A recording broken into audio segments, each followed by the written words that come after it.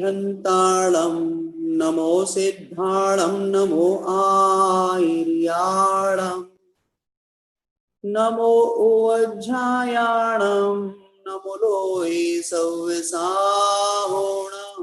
पंच परमेष्टि भगवान की जय। द्वादशांग जिनवाणी माता की जय। आचार्य भगवंते गुरुवर श्री विद्या सागर जी महामुनिराज की जय। पूज्य मुनि श्री निर्दोष सागर जी महाराज की जय। पूज्य मुनि श्री निर्लोभ सागर जी महाराज की जय। 3,9 करोड़ महामुनिराजों की जय। धर्म स्नेही बंधुओं, अपन लोग यहाँ पर पिछले कुछ दिनों से जिन सरस्वती का स्वाध्याय कर रहे हैं, उस जिन सरस्वती के स्वाध्याय में हम लोग जैन दर्शन की जो मौलिक छोटी छोटी बातें हैं जिन्हें हम नहीं जानते, लेकिन इस जिन सरस्वती के माध्यम से हम लोग ने जानने का प्रयास किया है। मुझे बहुत से लोगों की प्रतिक्रिया मिलती है। अलवर से समाचार था और भी जयपुर से समाचार था, इधर दिल्ली से भी लोगों का कहना था कि भैया जी हम लोग को जैन धर्म के बारे में बिल्कुल भी जानकारी नहीं थी, किंतु इस जिन सरस्वती के माध्यम से हम बहुत छोटी छोटी बातों को हम लोग जान रहे हैं। बड़ा अच्छा लग रहा है कि कम से कम जैन धर्म के उन बातों को हमें ज्ञान हुआ, क्योंकि हम लोग जब 4 लोग के बीच में बैठते थे, यदि कोई प्रश्न करता था कि जैन दर्शन की कुछ मौलिक बातें बताइए, तीर्थंकर कौन होते हैं, नमोकार मंत्र क्या है, आदि आदि, ये सारी की सारी जानकारी हमको इन छोटे छोटे अध्याय प्रकरणों के माध्यम से हमें मिल रही है। उन्होंने कहा कि भैया बहुत अच्छा लग रहा है, इस प्रकार की हमें जानकारी मिल रही है। यथासंभव हम भी अपने जीवन व्यवहार में कुछ उसका पालन कर रहे हैं और साथ में प्रेरणा मिलती है आपके माध्यम से कि हमें इस कार्य को अविलंब करना है, करते भी हैं। उसी क्रम में हम लोग यहाँ पर चर्चा चल रही थी तीर्थंकर नाम का जो चौथा पाठ अध्याय है। तीर्थंकरों के संदर्भ में बहुत सी जानकारी हमको यहाँ पर मिली है। किस प्रकार से तीर्थंकर हुए, उनके नाम आदि चिन्ह आदि, उनकी विशेषताएं, तीर्थंकरों के भोजन पान की सुविधाएं आदि आदि, उनके वर्ण आदि के संदर्भ में ये बहुत सी जानकारी हम लोगों ने यहाँ पर पिछले कक्षाओं के माध्यम से प्राप्त की है। उसी तीर्थंकर के इस अध्याय को अभी और कुछ रह गया है शेष, उस पर अपन चर्चा करते हैं। वास्तव में ज्ञान समान न आन जगत में सुख को कारण, ये ज्ञान ही एक ऐसी वस्तु है जिसके माध्यम से व्यक्ति सुखी हो सकता है। लोग ये सोचे कि मैं धन पैसे के माध्यम से सुखी होता हूँ, कोई कहे कि नहीं मेरे पास विलासिता पूर्ण भोग की सामग्री घर में होवे तो मैं सुखी होता हूँ। नहीं, ये वस्तुएं कभी आपको सुख नहीं दे सकती। सुख तो आपकी अंतरंग की परिणति, जिसको हम ज्ञान कहते हैं, वो ज्ञान की जब प्राप्ति होती है तब हमको पता चलता है कि हाँ हम वास्तव में सुखी हैं। तो ज्ञान समान न आन जगत में, ज्ञान के समान ऐसा इस संसार में आने वाला जो ज्ञान है, जिसकी उपलब्धि हुई है, ऐसा ये संसार में प्राप्त हुआ ज्ञान वास्तव में सुख का कारण है। इसके अलावा और कोई दूसरी वस्तु हमारे लिए सुख का कारण नहीं हो सकती। आपके पास घर में सारी सारी सुविधाएं हैं, लेकिन सुविधाएं होने के बाद में भी आप उस वस्तुओं के प्रति कितने आसक्त, कितने अनासक्त हैं, और उसमें कितना आप अपने आप में पाप का आश्रय या पुण्य का बंध कर रहे हैं, ये सब की जानकारी हमको जिनवाणी के स्वाध्याय के माध्यम से मिलती है। इसलिए दुनिया के सारे कामों को करो, यदि आपका मानस है तो करो, लेकिन सारे कार्यों को करने के साथ साथ एक 5-10-15 मिनट का अपने लिए अवश्य स्वाध्याय के लिए समय निकालना चाहिए, जिससे आप अपनी ओर आते हैं, अपनी आत्मा की ओर आते हैं। मैं कौन हूं, मुझे क्या करना है। मनुष्य पर्याय मिली है तो मुझे मनुष्य पर्याय मात्र खाने पीने सोने और मर जाने के लिए नहीं मिली है, अपितु ये मनुष्य पर्याय कुछ कर गुजरने के लिए मिली है। तो मैं भी कर रहा हूँ, व्यापार कर रहा हूँ, बड़े बड़े पढ़ाइयां कर रहा हूँ, ये काम तो हम अनादिकाल से करते आ रहे हैं। हमें ऐसा कुछ करना है जिसके माध्यम से हमारी आत्मा पवित्र और पावन बने। वो कार्य हम जिनवाणी के माध्यम से संपन्न कर सकते हैं। इसलिए हमें थोड़ा समय अवश्य निकालना चाहिए जिनवाणी के स्वाध्याय के लिए, जिसमें नित नई जानकारियां हमें हासिल होती है। और फिर वैसा हम आचरण जब करते अपने जीवन व्यवहार में, उसका पालन करते हैं उस ज्ञान का, तो हमें चारित्र और आचरण की ऊंचाइयों को भी स्पर्श कराता है। अपन चलते हैं। तीर्थंकरों के संबंध में कुछ जानकारियां हमें मिल रही थी इस अध्याय के माध्यम से। कहते हैं जिस समय तीर्थंकर वैराग्य को प्राप्त होते हैं तो वैराग्य होने के उपरांत वे संयम की ओर अग्रसर होकर के संयम को ग्रहण करते हैं। तो जिस समय वे दीक्षा प्रज्ञा को लेते हैं तो उनके साथ साथ उनके जो फॉलोवर्स, उनके जो अनुयायी, उनके जो भक्त होते हैं, वे भी सोचते हैं कि भैया अब हम कैसे घर में रहेंगे, हमारे स्वामी, हमारे मालिक, हमारे सखा, हमारे मित्र, हमारे जो अनुयायी, हमारे जो काफी निकटस्थ है, अब वे जब जंगल की ओर जा रहे हैं तो हमें भी संयम ग्रहण करना चाहिए। तो ऐसे तीर्थंकरों के साथ कई कई राजाओं ने दीक्षा ली है।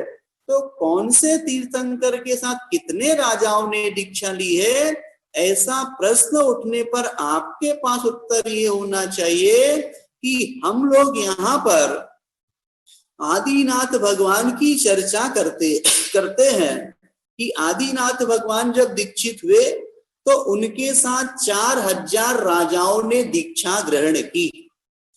फिर उसके उपरांत वासु पूज्य जी 12वें तीर्थंकर ने जिस समय दीक्षा ग्रहण की, उस समय उनके साथ 676 राजाओं ने दीक्षा को अंगीकार किया।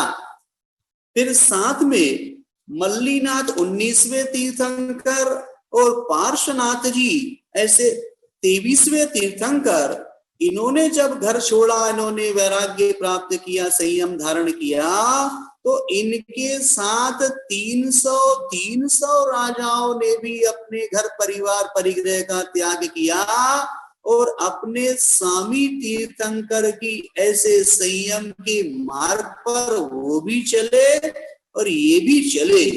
जैसे 300 राजाओं ने दीक्षा ग्रहण की और भगवान महावीर स्वामी ने अकेले यानी सिर्फ अकेले ही दीक्षित हुए, और एवं शेष जो तीर्थंकर है इनके अलावा उन सभी तीर्थंकरों के साथ 1000 राजाओं ने दीक्षा ग्रहण की। ऐसा अपन लोग ग्रंथ तिलोय पन्नति के माध्यम से हमारे लिए ये उपलब्धियां हासिल होती, ज्ञान मिलता है कि इतने इतने राजाओं ने इन तीर्थंकरों के साथ में दीक्षा को अंगीकार किया। फिर कहते हैं कि कौन से तीर्थंकर, कहते तीर्थंकर जब दीक्षा ले लेते हैं तो दीक्षा लेने के बाद में जब वह पारणा के लिए निकलते हैं, अर्थात प्रथम आहार जब ग्रहण करते हैं, तो ग्रहण करते समय पारणा जो की है, तो पारणा में कौन सी वस्तु का उन्होंने आहार ग्रहण किया, ये भी आपको ज्ञान होना चाहिए। कोई पूछ सकता है आपसे कि आप जिन तीर्थंकर की बात करते हैं, आप जिन भगवंत की बात करते हैं, उन्होंने जब दीक्षा ग्रहण की तो दीक्षा ग्रहण करने के बाद में उन्होंने फिर आहार पान को ग्रहण किया होगा, तो कौन सा भोजन पान जो उन्होंने ग्रहण किया। तो आचार्य भगवंत कहते हैं कि ऋषभ देव अर्थात पहले तीर्थंकर जो आदिनाथ जी थे, उन्होंने इक्षु के रस का आहार ग्रहण किया। इक्षु के रस के मायने गन्ने का रस जिसे हम कहते हैं, ऊस मराठी में कहते ऊसाचा रस। ऐसे उस गन्ने के रस को उन्होंने ग्रहण किया आदि प्रभु आदि तीर्थंकर, प्रथम तीर्थंकर ने। और शेष जितने तीर्थंकर हुए, ऐसे 23 तीर्थंकरों ने क्षीरान्न, क्षीरान्न का अर्थ होता है दूध से और अन्न से बने हुए अनेक प्रकार के ऐसे व्यंजनों की, खीर आदि की उन्होंने वहां पर दीक्षा के बाद पारणा की। ये उनके भोजन पान के संदर्भ में भी हमें जानकारी होनी चाहिए। तो इसमें ज्यादा नहीं, आप बैठा, आपके दिमाग में रह सकती है बात। पहले तीर्थंकर का आहार इक्षु का रस हुआ, और बाकी के 23 तीर्थंकर जो हुए, वे सारे के सारे तीर्थंकरों ने दीक्षा के उपरांत पारणा जब की, उस समय क्षीरान्न अर्थात दूध से मिश्रित, अन्न से मिश्रित ऐसे खीर आदि का सेवन किया। अब जो तीर्थंकरों की पारणा कराने वाले जो दातार थे, अर्थात तीर्थंकर जो मुनि अवस्था में थे, वे आहार को निकले, और आहार को निकलने के बाद जब उनकी नवधा भक्ति की गई, तो नवधा भक्ति करने वाले जो दाता थे, उन दाताओं के शरीर का रंग के विषय में भी अपने को जानकारी होनी चाहिए। तो आदि के जो 2 दाता थे, आदि के 2 दाता अर्थात आदिनाथ भगवान के पारणा कराने के लिए, मुनिराज की पारणा कराने के लिए राजा श्रेयांस और राजा ब्रह्मदत्त, ऐसे 2 दाता, आदिनाथ नहीं, या 2 दाताओं के नाम लेना। ऐसे 2 दाता, पहले दाता का नाम राजा श्रेयांस और दूसरे दाता राजा ब्रह्मदत्त, ये सोने के रंग यानी सोने के वर्ण के अर्थात पीत वर्ण के इनका रंग था शरीर का, और सुवर्ण और साथ में, और अंत के 2 दाता, अंत के 2 दाता अर्थात राजा ब्रह्मदत्त और साथ में राजा कुल अर्थात नंदन श्याम वर्ण के थे। इस प्रकार से ऐसे इन दाताओं के वर्णों के विषय में कहा। अंत के 2 दाताओं के नाम थे राजा ब्रह्मदत्त और साथ में राजा कुल अथवा नंदन, ये श्याम वर्ण के थे। अन्य सभी दाताओं जो थे वे तपाए हुए स्वर्ण के समान पीले वर्ण का था। ऐसे ये दाता जिन्होंने तीर्थंकरों की पारणा कराई है, ये यहाँ पर उनके वर्णों की चर्चा की है। फिर साथ में ये भी कहते हैं तीर्थंकर के संदर्भ में कि तीर्थंकर जिस समय मोक्ष पधारते, मोक्ष जाते हैं, तो मोक्ष जाते समय उनका आसन कौन सा था, वे कौन से आसन से मोक्ष गए, इस संदर्भ में भी आपको ज्ञान होना चाहिए। तो आपके ऋषभनाथ जी पहले तीर्थंकर, आदि प्रभु आदिनाथ जी जो है, और साथ में वासु पूज्य ऐसे 12वें तीर्थंकर, और नेमिनाथ जी 22वें तीर्थंकर। इन 3 तीर्थंकरों तो ये तो पद्मासन से इन्होंने मोक्ष प्राप्त किया। एवं जो शेष तीर्थंकर है, अर्थात 3 कम कर दीजिए, 24 में से 21 तीर्थंकर जो है, वे सारे के सारे तीर्थंकर कायोत्सर्ग मुद्रा जिसका नाम है खड़गासन, खड़े हुई मुद्रा में, ऐसी मुद्रा से वे साक्षात मोक्ष को पधारे। किंतु जब इनका समोसरण आदि होता है, तो समोसरण में सभी तीर्थंकर पद्मासन से ही विराजमान रहते हैं। ये मोक्ष जाने के समय के आसन की चर्चा अपन ने की है कि 3 तीर्थंकर आदिनाथ जी, वासुपूज जी और नेमिनाथ जी, ये जो थे ये गए आपके पद्मासन से, और शेष तीर्थंकर 23 थे, शेष 21 तीर्थंकर बाकी के ये खड़गासन मुद्रा से मोक्ष पधारे हैं। ऐसे तीर्थंकर कितने हैं जिनके समोसरण में मुनियों से आरिकाएं कम थी, ऐसा यदि कोई प्रश्न करे, मतलब मुनियों से संख्या कम है आरिकाओं की। प्राय ये देखा जाता है कि प्रत्येक तीर्थंकर के काल में उनके समोसरण में पुरुषों की अपेक्षा 3 गुना अधिक महिलाएं, स्त्रियां, आरिकाएं आदि वहां पर होती है। उनकी संख्या अधिक होती है पुरुषों की अपेक्षा। किंतु कुछ ऐसे भी तीर्थंकर हुए हैं जिनका समोसरण लगा हुआ है, उन समोसरण में मुनियों की संख्या की अपेक्षा आरिकाओं की संख्या कम थी। तो कहते धर्मनाथ जी भगवान 15वें तीर्थंकर एवं शांतिनाथ भगवान 16वें तीर्थंकर।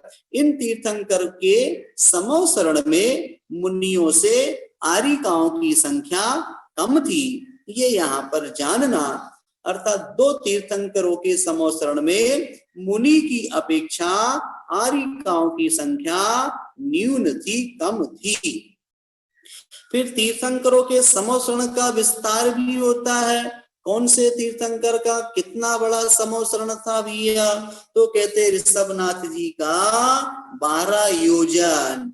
एवं अब आगे आगे जैसे जैसे नेमिनाथ तक जब जाते हैं तो प्रत्येक तीर्थंकर में कहते 1/3 योजन, 1/2 योजन ने आधा योजन घटाते जाना। एवं पार्श्वनाथ एवं महावीर भगवान के में कहते 1/4 योजन और 1/4 योजन ऐसा घटाते जाना। 23वें 24वें तीर्थंकर में जब घटाएंगे 1/4 1/4 घटाते हुए जाएंगे, तब जाकर के ये तब पार्श्वनाथ भगवान का 1.25 अर्थात 1.25 योजन एवं महावीर स्वामी का 1 योजन का समोसरण का विस्तार यानी फैलाव था। ऐसा यहाँ पर समोसरण के विस्तार के संदर्भ में समझना। हम यदि मान लीजिए देखते हैं तो योजन, योजन क्या होता है? तो 4 कोस का 1 योजन होता है।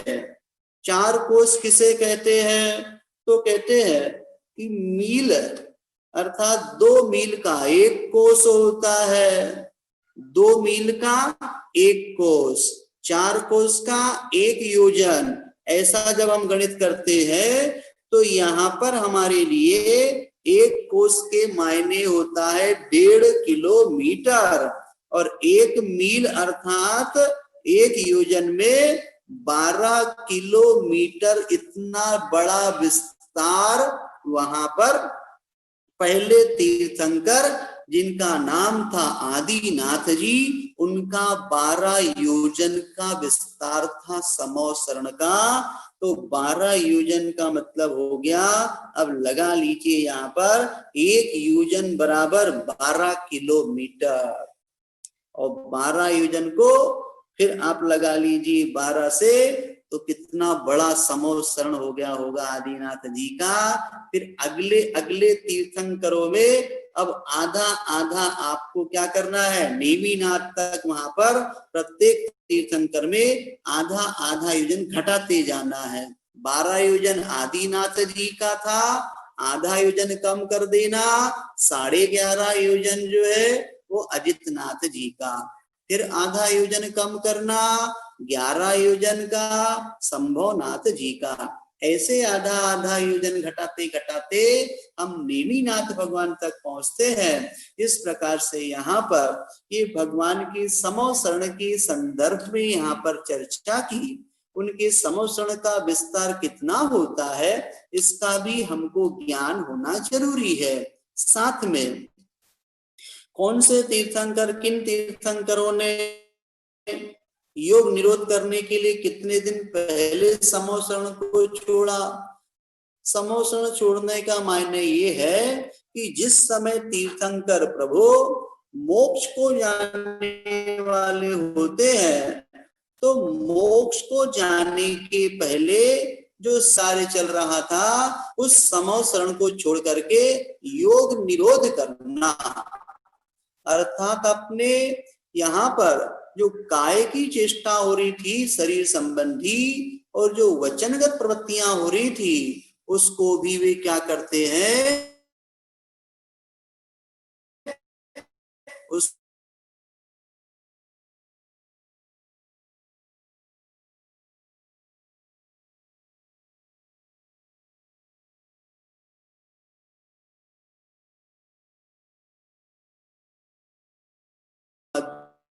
माध्यम से मुक्ति को उपलब्ध करते हैं। तो ऐसे ऋषभ देव भगवान ने 14 दिन पहले समो शरण का परित्याग कर दिया।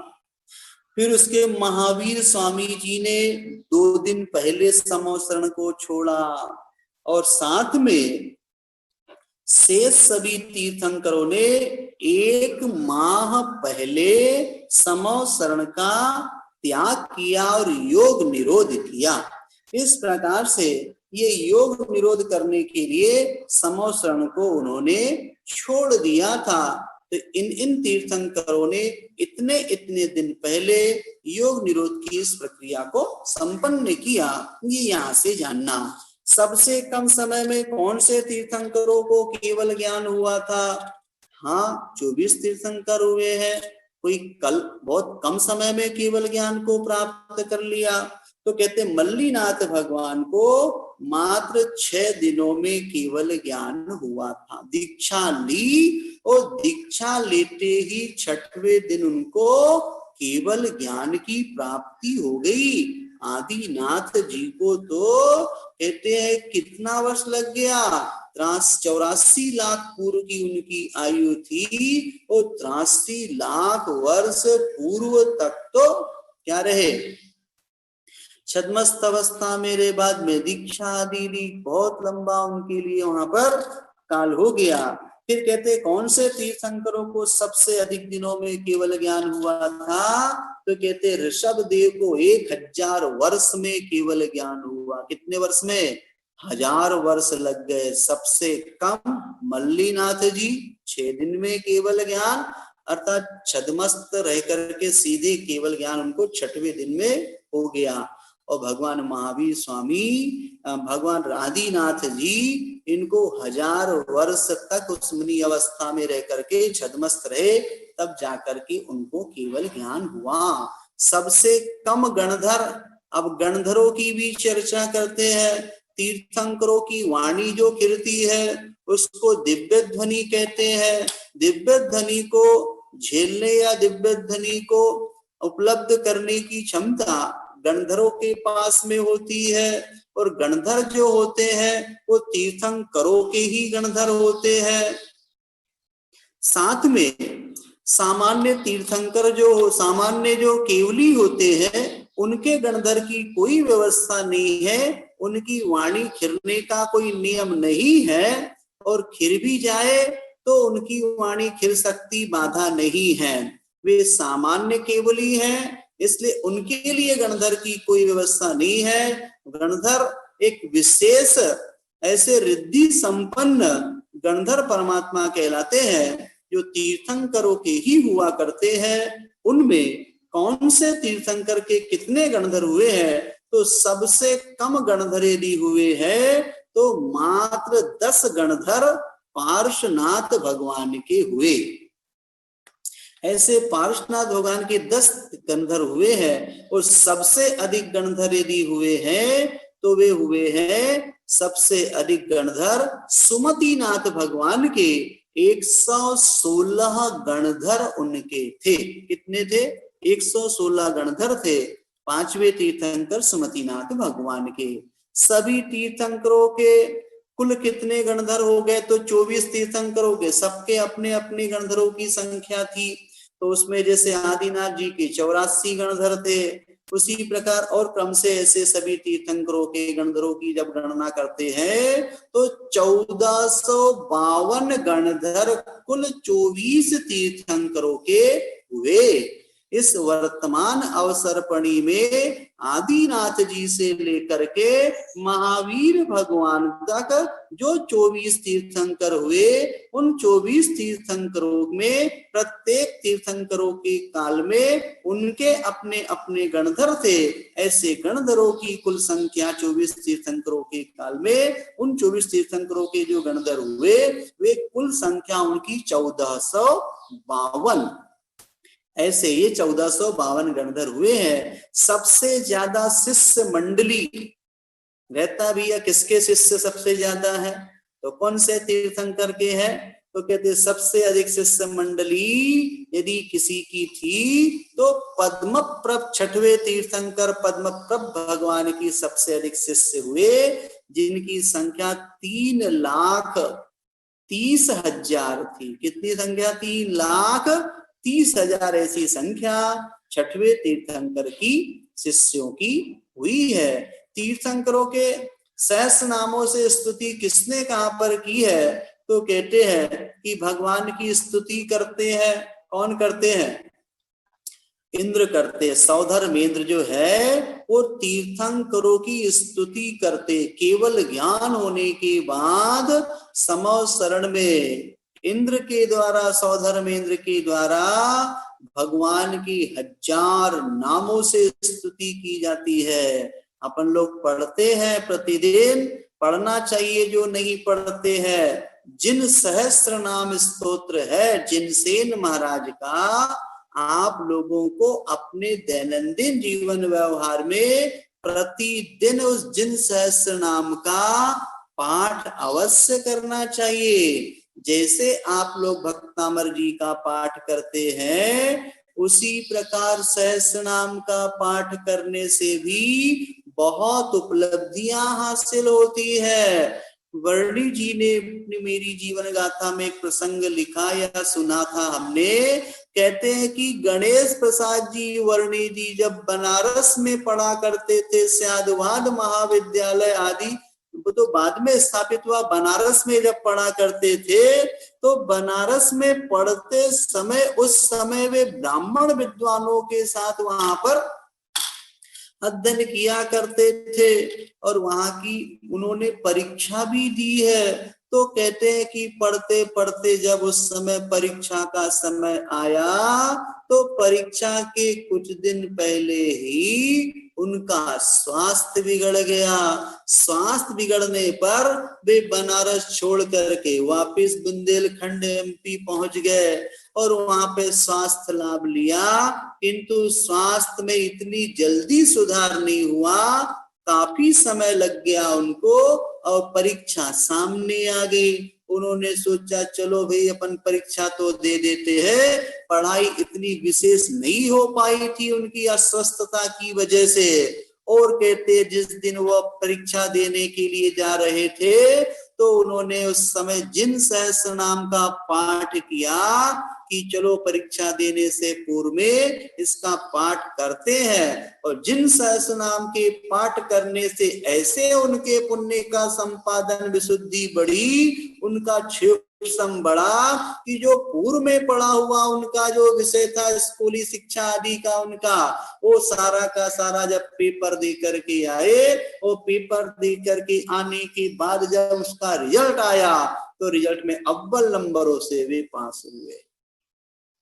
ये कहलाता है ऐसे हमारी विषम परिस्थितियों में ये स्तोत्रों के पाठ जो है ये पुण्य के संपादन के कारण है। हमको हमारे दैनंदिन जीवन व्यवहार में हम बहुत पाप करते हैं, उन पापों की निवृत्ति के निमित्त हम जाप करते हैं नमोकार का। तो जाप में से मात्र काम नहीं चलता, हमें ऐसे स्तोत्रों को पाठों को भी करना चाहिए। अपने रोजमर्रा के जीवन का एक अभिन्न अंग बनाना चाहिए। जैसे श्वास लेना आपकी जीवन की मूलभूत आवश्यकता है, आप श्वास लिए बिना जी नहीं सकते, उसी प्रकार अपने दैनंदिन जीवन व्यवहार में इन जाप और स्तोत्रों का पाठ भी आपको करना चाहिए। आप कह सकते हैं हम भक्तामर जी का करते हैं, कोई कहेगा कि हम तो सरस्वती का करते हैं, कोई कहता है कि हम वहां पर महावीर अष्टक पढ़ लेते हैं।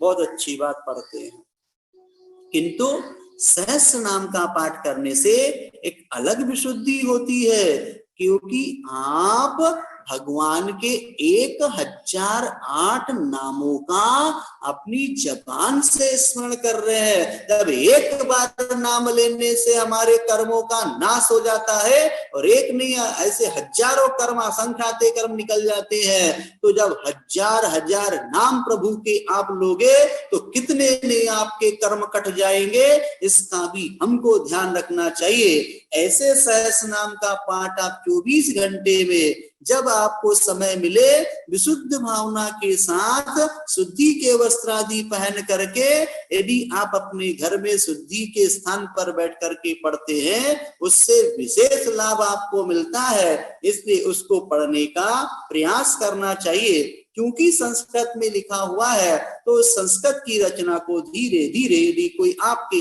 आसपास में हो तो उससे अपना शुद्धिकरण कर लेना चाहिए, अथवा एक बार पढ़ने का प्रयास करना चाहिए। कहीं कोई डिफिकल्टी हो तो उसको पूछा जा सकता है, आपके लिए बताया जा सकता है। तो ऐसे 1008 नामों से स्तुति की थी, सहस्र नामों से। किसने? सौधर्मेंद्र ने। समवसरण में इनकी तीर्थंकर भगवान की, जो केवल ज्ञान से संपन्न हो गए हैं, ऐसे भगवान की स्तुति करने का सौभाग्य सौधर्मेंद्र को प्राप्त होता है। और कहते हैं ऐसे कितने तीर्थंकर थे जो बाल ब्रह्मचारी हुए, तो कहते बाल ब्रह्मचारी होने वाले 5 तीर्थंकर अपन सभी जानते हैं। पहले वासुपूज्य जी, मल्लीनाथ जी, नेमीनाथ जी, पार्श्वनाथ जी और महावीर भगवान। इस प्रकार से ऐसे 5 तीर्थंकरी बाल ब्रह्मचारी हुए हैं। बाकी अन्य तीर्थंकरों ने शादी ब्याह गृहस्थाश्रम बसाया और उसके बाद फिर वे दीक्षित हुए। हमें भी तीर्थंकरों के इस प्रकार के गार्हस्थ जीवन को जीने के बाद में उन्होंने उस दीक्षा को अंगीकार करके अपनी आत्मा का कल्याण किया। जैसे हमारे तीर्थंकर पूज्य आराध्यों ने इस प्रकार गृहस्थी का जीवन जी करके दीक्षा को अंगीकार किया, हमें भी उनका अनुकरण करना, क्योंकि हम भी तो उन्हीं के वंशज है ना।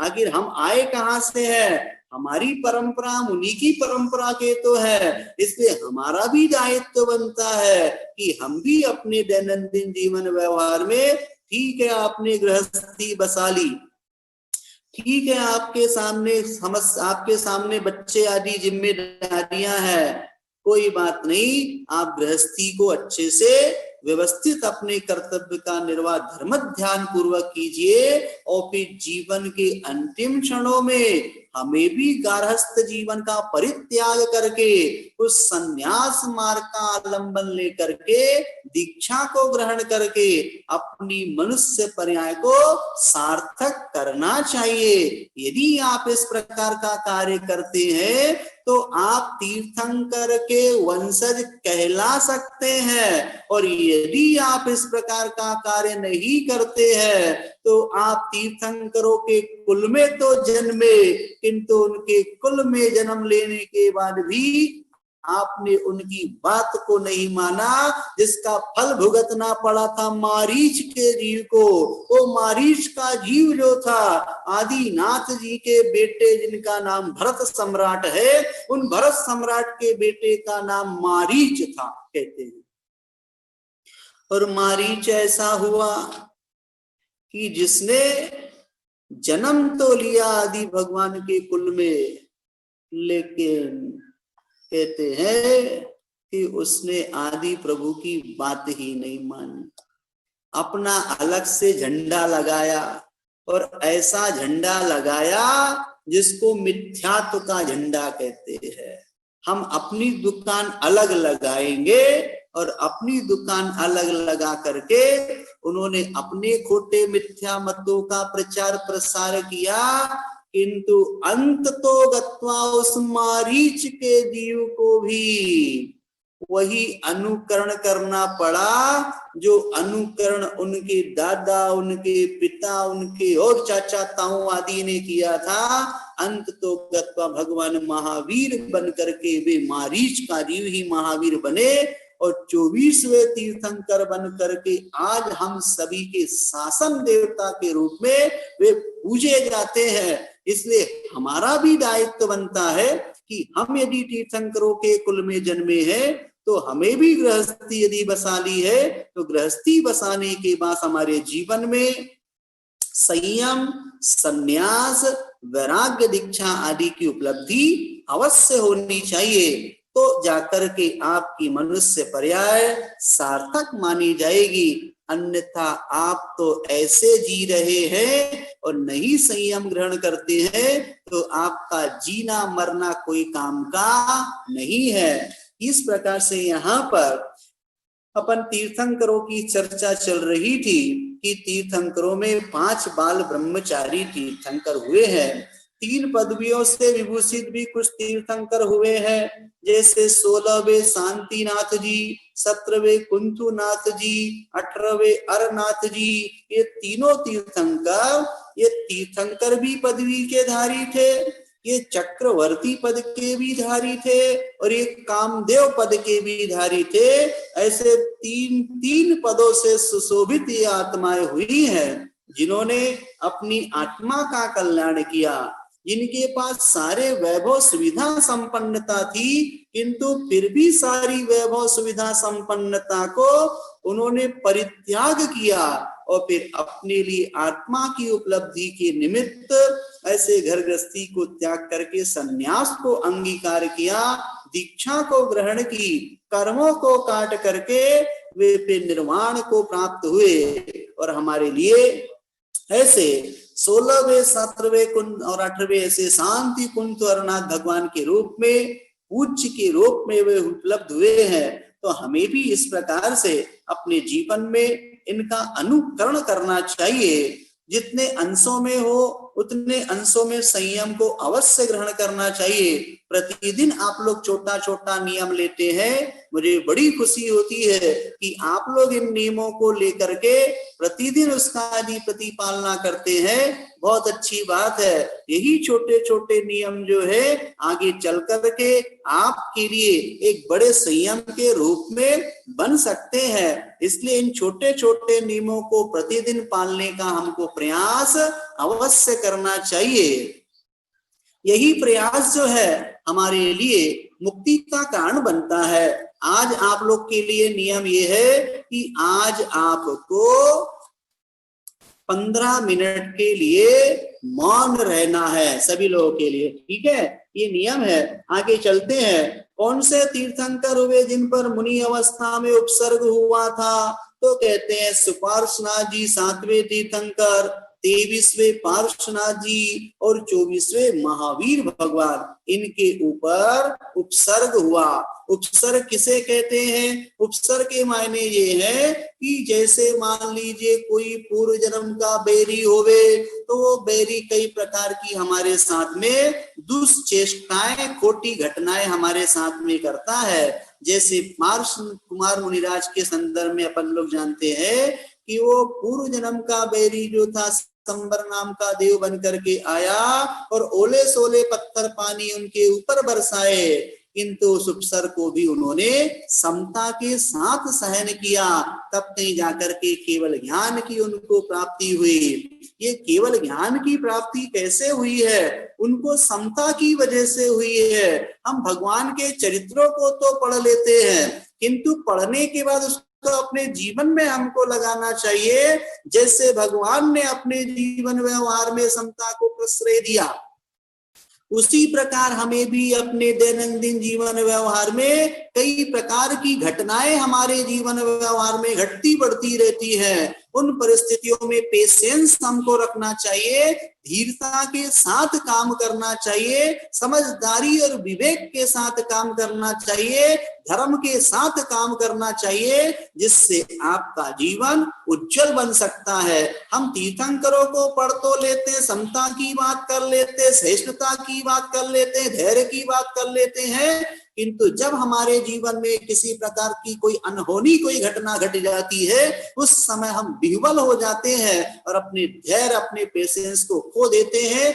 जिससे पुनः पुनः हमें कर्म का आश्रय बंध और संसार की 84 लाख योनियों में हमें परिभ्रमण करना पड़ता है। इसलिए हमें भी कम से कम इस प्रकार से ऐसे तीर्थंकरों के उपसर्ग आने पर जैसे उन्होंने समता का परिचय दिया, उसी प्रकार हमें भी अपने जीवन में नहीं पूरी समता तो कम से कम कुछ अंशों में समता तो अवश्य लानी चाहिए।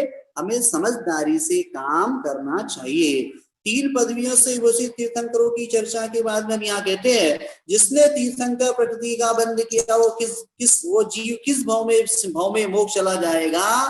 तो कहते हैं कि 2-3 कल्याणक वाले तो उसी भाव से, एवं जो 5 कल्याणक वाले हैं वो तीसरे भाव से मोक्ष चले जाएंगे। इस प्रकार से तीर्थंकर प्रकृति का बंध करने के बाद वो जीव इतने भाव में मोक्ष जाते हैं। ये यहाँ पर कहा। फिर कहते हैं कि तीर्थंकर प्रकृति का बंध कौन और कहाँ करता है। इसके पहले भी चर्चा हुई थी अपने संदर्भ में कि कर्म भूमि का मनुष्य केवली या शुद्ध केवली के पाद मूल में 16 कर्ण भावनाओं को जब भाता है और साथ में विश्व कल्याण की भावना भाता हुआ, ऐसा तीर्थंकर प्रकृति का बंध करता है। इसलिए तीर्थंकर प्रकृति का बंध करने की पहली शर्त है कर्म भूमि का मनुष्य होना, साथ में केवली शुद्ध केवली का पाद मूल होना, सम्यक दर्शन से सहित सुशोभित उसकी आत्मा, जब 16 कर्ण भावना विश्व कल्याण सुखी रहे। कल कहा था आप लोगों से कि सुखी रहे सब जीव जगत की माला जरूर फेरनी चाहिए, जिससे आप ऐसी महान तीर्थंकर जैसी प्रकृति का आश्रय बंद कर सकते हैं। किंतु केवली शुद्ध केवली का पाद मूल तो है नहीं हमारे पास, कोई बात नहीं, लेकिन संस्कार बने रहेंगे माला जपने के, तो आगे चल करके जब योग मिलेगा केवली शुद्ध केवली का, यही संस्कार आपके काम करके करेंगे और आप तीर्थंकर जैसी महान प्रकृति का आश्रय बंध कर सकते हैं। 24 तीर्थंकरों की चर्चा। तीर्थंकर 24 ही क्यों होते, बहुत से लोग कहते भैया 24 ही क्यों होते हैं। तो आचार्य सोमदेव से जब ये प्रश्न किया गया तो उनका उत्तर था, इस मान्यता में कोई अलौकिकता नहीं है, क्योंकि लोक में अनेक ऐसे पदार्थ हैं, जैसे ग्रह है, नक्षत्र है, राशि होती ना अपनी, किसी की सिंह राशि, किसी की कुंभ राशि है, तिथियां होती है एकम दोष तीज आदि, फिर तारा गण है जिनकी संख्या काल योग से नियत है, अर्थात सबके अपनी अपनी संख्या निश्चित। अभी इतने ही क्यों है, तो ये कोई ऐसा प्रश्न हमारे लिए प्रश्न बनता नहीं है। ऐसे प्रश्न करना ये हमारे लिए ठीक नहीं है।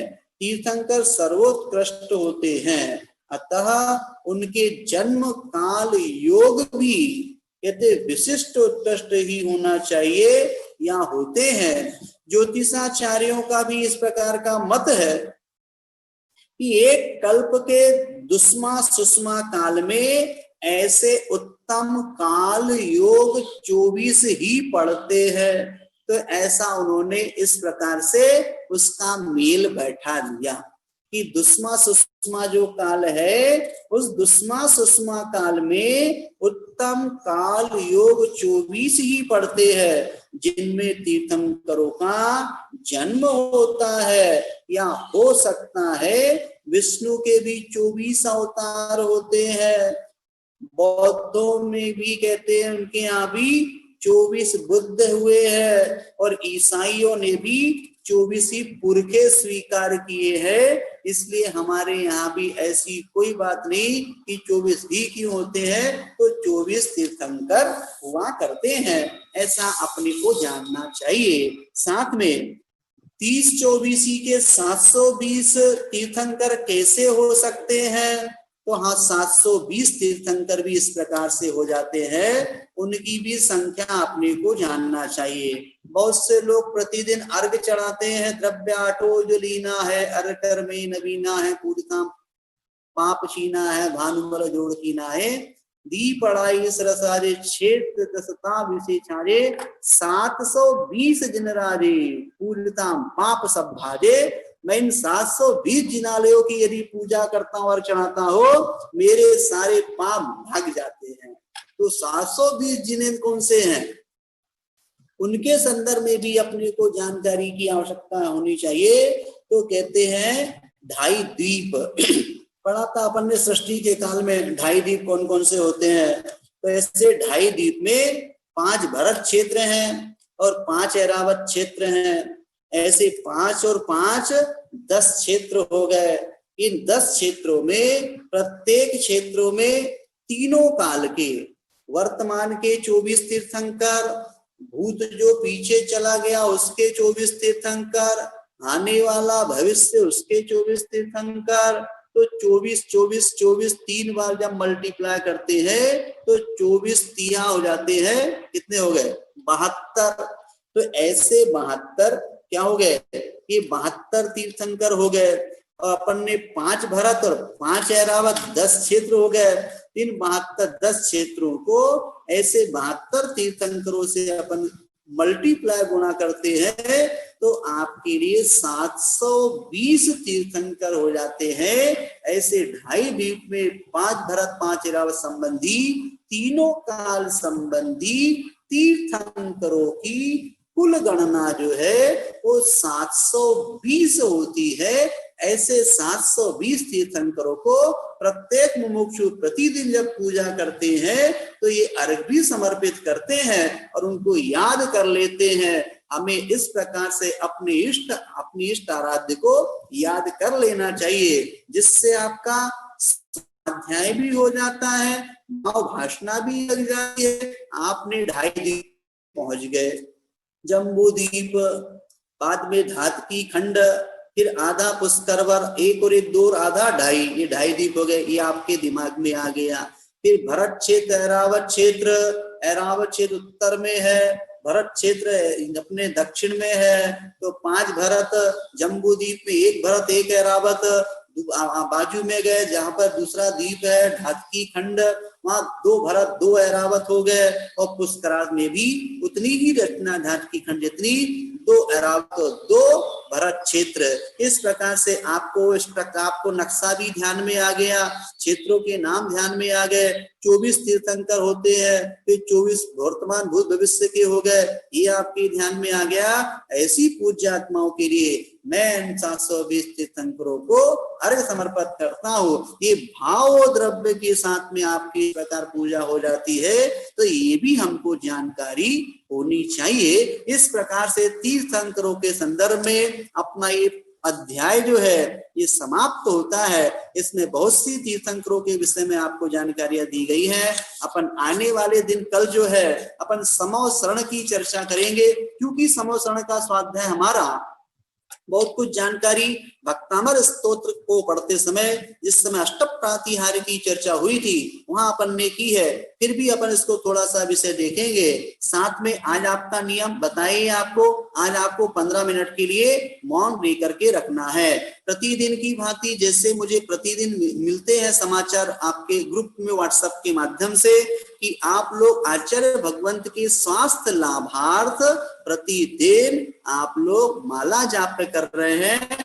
आप विशेष माला जाप अच्छे भावों से कीजिए। अभी थोड़ी सी उनकी श्वास की प्रतिकूलता है, इसलिए आप उनके लिए विशेष माला फेरे, उनका ध्यान करते हुए फेरे कि वे स्वस्थ हो रहे हैं, स्वस्थ हो रहे हैं, स्वस्थ हो रहे हैं। आपकी इस प्रकार की संप्रेषण रूपी ऊर्जा जो है उन तक पहुंचे जाप के माध्यम से, जिन्हें उनकी स्वस्थता की उपलब्धता होवे और आप भी अपने कर्म को काट करके आप पुण्य के भागीदार बनते हैं। समय अवश्य निकालें। साथ में ग्रुप में आपके लिए एक मैसेज दिया गया है कर्तव्य जैन भोपाल का।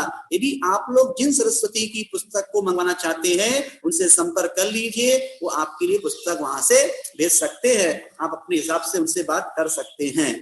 साथ में प्रतिदिन की भांति आप लोग भी अपना नाम, शहर का, गांव का नाम, अपना मोबाइल नंबर जिनवाणी के प्रति कृतज्ञता ज्ञापित करने के लिए अटेंडेंस जरूर लगाएं कि हमने स्वाध्याय किया है। और साथ में दोपहर में प्रतिक्रमण का स्वाध्याय चल रहा है। यदि आप लोग प्रतिक्रमण में यदि आपकी रुचि हो तो बहुत सा विषय वैसे आगे बढ़ गया है। अच्छा विषय दैनंदिन जीवन व्यवहार में हम कहाँ कौन सी गलतियां करते हैं तत्संबंधी प्रतिक्रमण वहां पर चल रहा है अर्थ के साथ में। और साथ में शाम के समय सामायिक किस प्रकार से हमें अपने परिणामों को विशुद्ध बनाए जा सकते हैं, हमारे दैनंदिन जीवन व्यवहार में किस प्रकार की विसंगतियां आती है जिस समय हमारे परिणाम विफल हो जाते हैं, हम अपने परिणामों को किस प्रकार शांत कर सकते हैं और अपने पुण्य के संपादन के साथ साथ व्रती लोग असंख्यात गुणी कर्मों की निर्जरा किस प्रकार करें। ऐसे वहां पर सामयिक शिक्षा व्रत के माध्यम से पिछले कुछ दिनों से रात को 8:30 से लगभग 9:15-9:20 तक अपना ये स्वाध्याय चलता है। आप वहां से लाभ ले सकते हैं। मैं अपने शब्दों को विराम देता हूँ। जिनवाणी स्तुति के सब लोग खड़े अपने वहां पर हाथ जोड़ लेंगे। शास्त्र पठन में मेरे द्वारा यदि जो कहीं कहीं प्रमाद से कुछ अर्थ वाक्य पद मात्रा छूट गई, सरस्वती मेरी उस त्रुटि को कृपया क्षमा करे और मुझे कैवल्य धाम में मां विलंब धरे। वांछित फलदात्री चिंतामणि सदृश मात तेरा, वंदन करने वाले मुझको मिले पता मेरा। बोधि समाधि विशुद्ध भावना आत्म सिद्धि मुझको मिले और मैं पा जाऊं मां मोक्ष महासुख को। 9 बार नमो का मंत्र पढ़ करके तुम प्राप्त करेंगे। जिनके कोई प्रश्न हो तो देख ले अजय जी।